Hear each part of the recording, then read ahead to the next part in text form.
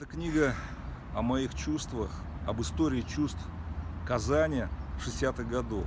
Это книга о коммуналке, о дворике.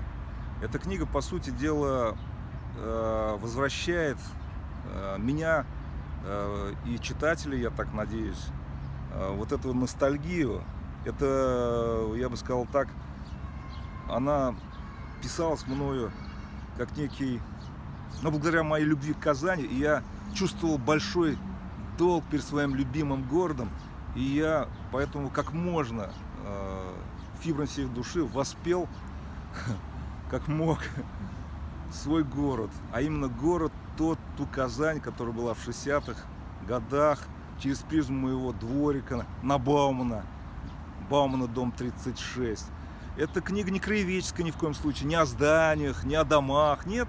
Это книга о тех чувствах, которые были у людей в то время, а точнее говоря, у мальчика, который жил в этом дворике и видел все, что происходит с жителями, с различными жителями коммуналки. Вот этот дух Казани, вот эта прелесть, вот это ведь трудно передать словами, потому что все это, как говорится, проходит.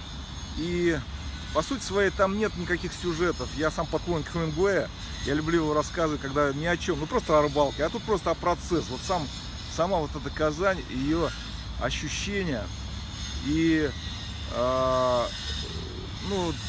рассказы даже вот просто о Казани после дождя, об асфальте казанском, о дворике, о духе лета, о том, как я ходил купаться, о том, как я шел с папой в баню, о Булаке.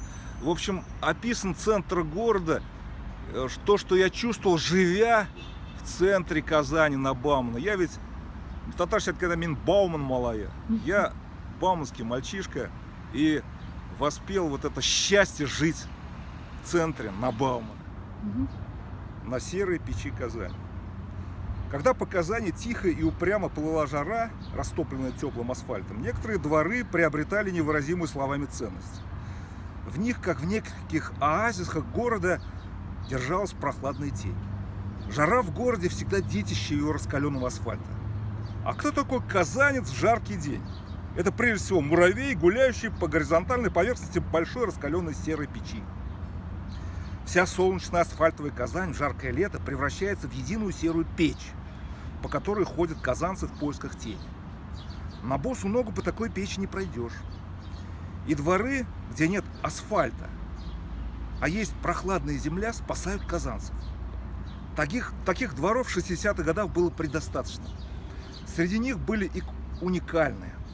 Это были дворы, в которые солнце вообще не проникало. Они были неким гигантским резервуаром из кирпичей домов, но с горлышком арки.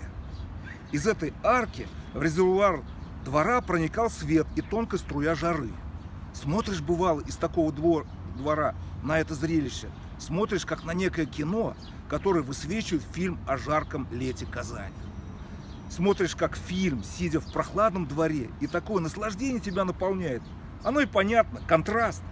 Ты в тени и в прохладе, но совершенно рядом плывет жара солнечного лета, в котором варится твой любимый город, хотя только недавно ты сам варился на поверхности этой печи. И тень прохлады медленно обдувает тебя, протирает твой пот со лба и всего тела. Нет ли радость? В такой двор, кроме живительной прохлады, вселяется необычная тишина. Ведь в жару воздух всегда тише. Это волшебство летней акустики, заправленной теневой прохладой и конфликтом солнца и тени, настолько глубоко проникает в поры и фибры твоей души, что хочется закрыть глаза и выдохнуть. Хорошо-то как! А фильм тем временем продолжается, и из узкой арки видно, как проносятся машины, проходят открытые друг другу казанцы, держа в руках мороженое. Слышен веселый смех прохожих, спешащих на пляж. Некоторые из них заходят во дворик, чтобы напиться воды из колонки. И все это плывет под призмой раскаленного воздуха. Дома Казани в жару тоже дышат. И запахи, которые обычно не выходят из квартир на улицу, теперь становятся достоянием носов казанцев. Чем бы ни веяло из казанских квартир, но в них всегда присутствовала незначительная примесь запаха картошки и сырости. Но магия этого запаха, конечно, не в картошке. А в чем? Пожалуй, не стоит разоблачать ее, так как она может исчезнуть. Идешь, бывало, по жаре, мечтая о тени и влажном дыхании водопроводной колонки какого-нибудь казанского дворика, и вдруг приходит серость. А за мучительной серой жарой приходит и дождь, как из ведра. Куда деваться? И, как всегда, под боком оказывается малюсенький козырек крыши, под которой ты встаешь буквально миллиметр вперед, и ты обрезаешься потоком упрямой воды. А козырек спасает. Ну и твое замирание тоже. Почти не дышишь. Нет ли радость? Нет ли благодать контраста? Когда начинается ветерок, то козырек крыши не спасает. Но дождь уже кончился, и ты идешь, наслаждаясь запахом сырого казанского асфальта, который еще шипит от воды, согретой, затаившейся казанской жарой.